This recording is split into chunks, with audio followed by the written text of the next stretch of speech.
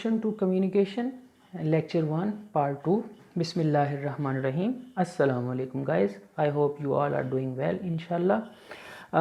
In this audio lecture, I am going to discuss the remaining part of the Introduction to Communication lecture, which is your lesson number 1. Initially, if you remember, in the last lecture we talked about the introduction to communication, the communication definition, and then we talked about the communication process. And while we were talking about the communication process, we tried to understand different elements involved in the communication process. So while talking about the communication process elements, we talked about the idea, the encoding, the channel, and then we elaborated these things. So the next step in the communication process is the decoding. The initial half that I discussed, that belonged to the sender and the channel. Now the things are reaching to the receiver. Now we are going to discuss the part of the communication process that is occurring right now with you guys. So first thing that you guys are doing is decoding. What you are doing, you are trying to understand the message. You are trying to understand the words that I am speaking right now. This process is known as decoding. When the sound waves are translated into ideas, we are taking them out of the code they are in, hence decoding. Thus, listeners and the readers are often regarded as the decoders. So you guys are right now, you guys who are listening to me, you are the decoders.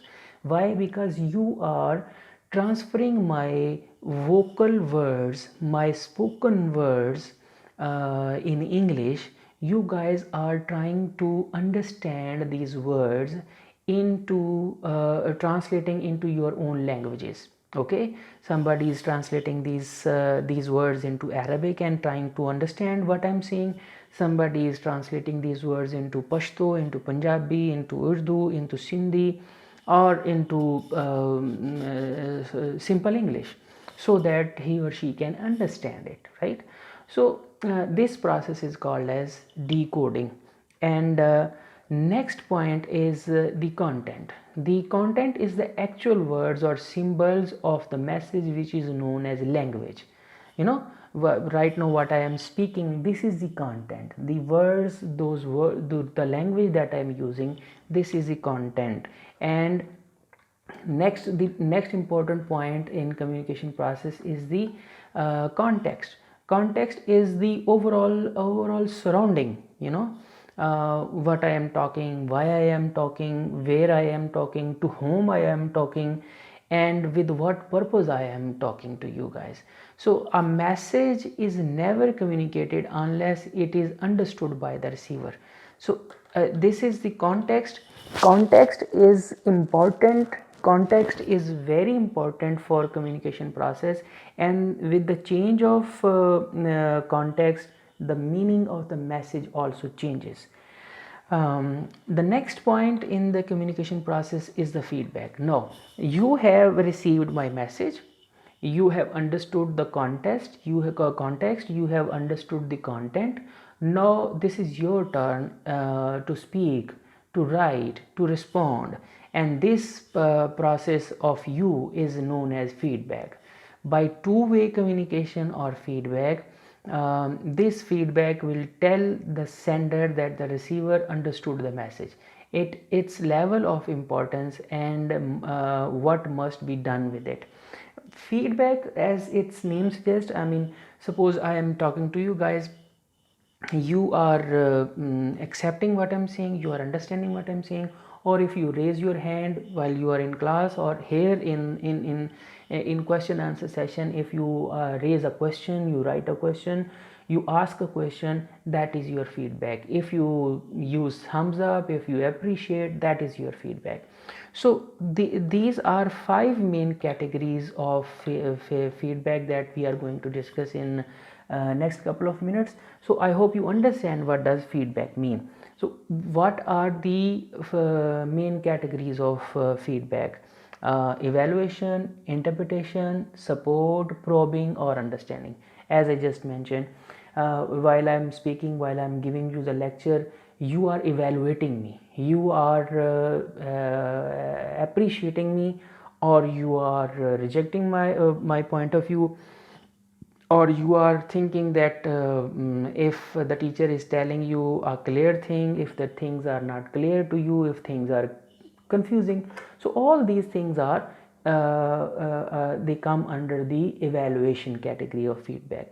Then the interpretation is paraphrasing, attempting to explain what the sender's statement means.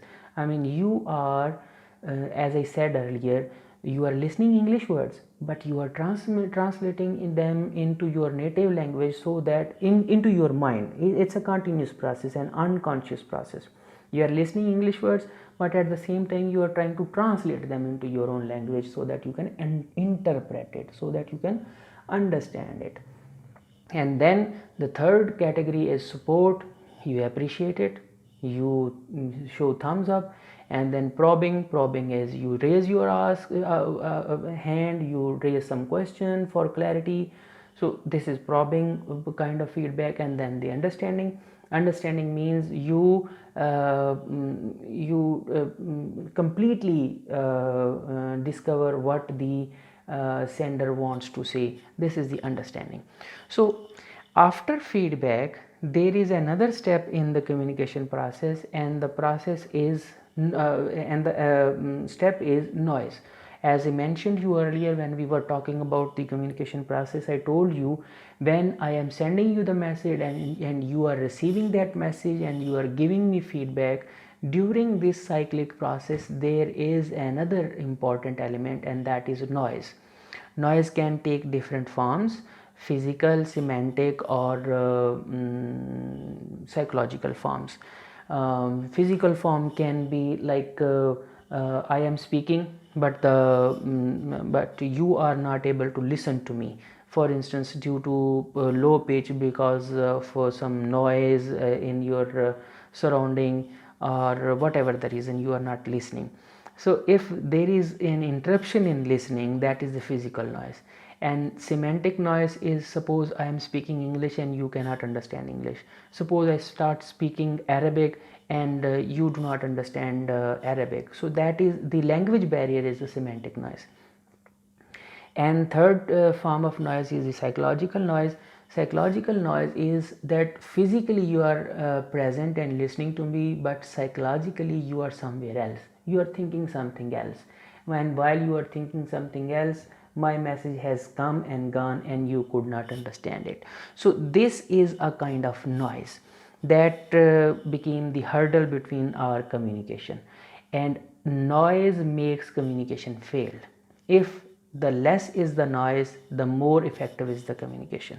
So guys, this is the introduction of communication process, and some elements of communication. I hope you guys have enjoyed this. If you have any question, we would discuss it in our live session. So thank you very much. Enjoy your life. Assalamu alaikum.